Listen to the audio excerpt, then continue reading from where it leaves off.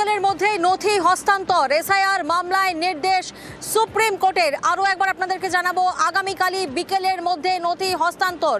মৈত্রী আমাদের সঙ্গে রয়েছেন। মৈত্রী, ঠিক কি নির্দেশ দেওয়া হয়েছে সুপ্রিম কোর্টের তরফ থেকে, অর্থাৎ এবার ডেডলাইনও বেঁধে দেওয়া হলো? এটা তো গতকালই সর্বোচ্চ আদালতের তরফ থেকে বলা হয়েছিল যে তারা এই 14 তারিখের পর্যন্ত যে সমস্ত নথি ফিজিক্যালি অথবা অনলাইনে জমা দেওয়া হয়েছে সেই সমস্ত নথিকে জমা নিতে হবে। এবার সেই সমস্ত নথি রাজ্য হবে ভেরিফিকেশনের প্রসেসে। আর এবার সর্বোচ্চ আদালতের তরফ থেকে একেবারে সময় বেঁধে দেওয়া হলো ইআরও এবং ইআরওদের জন্য।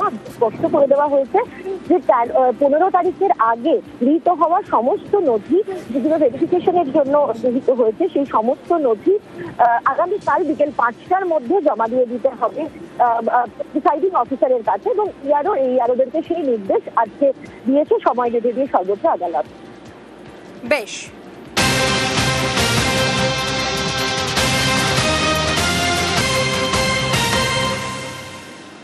অন্যদিকে একদিনে 1 লক্ষের কম অভিযোগের নিষ্পত্তি, আর এই তথ্য যাচাইয়ের জন্য এখনো পর্যন্ত 200 জন জুডিশিয়াল অফিসার। এই বিষয়ে আমরা বিস্তারিত জানবো। সোমরাজ প্রতিনিধি আমাদের সঙ্গে রয়েছেন। সোমরাজ, কি তথ্য আমরা পাচ্ছি?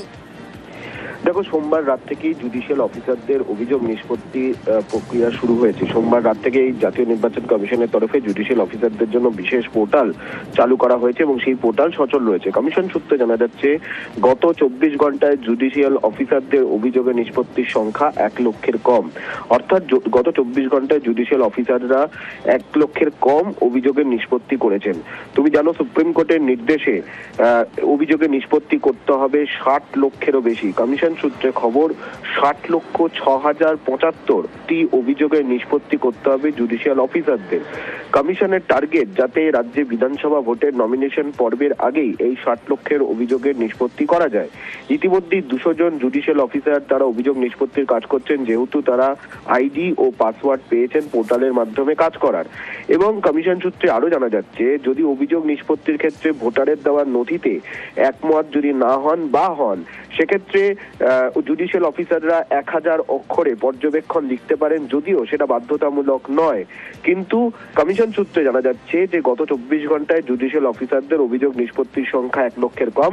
যদিও কমিশন আশা করছে রাজ্যে বিধানসভা ভোটের নমিনেশন পর্বের আগেই এই 60 লক্ষ অভিযোগের নিষ্পত্তি জুডিশিয়াল অফিসাররা করে ফেলতে পারবেন।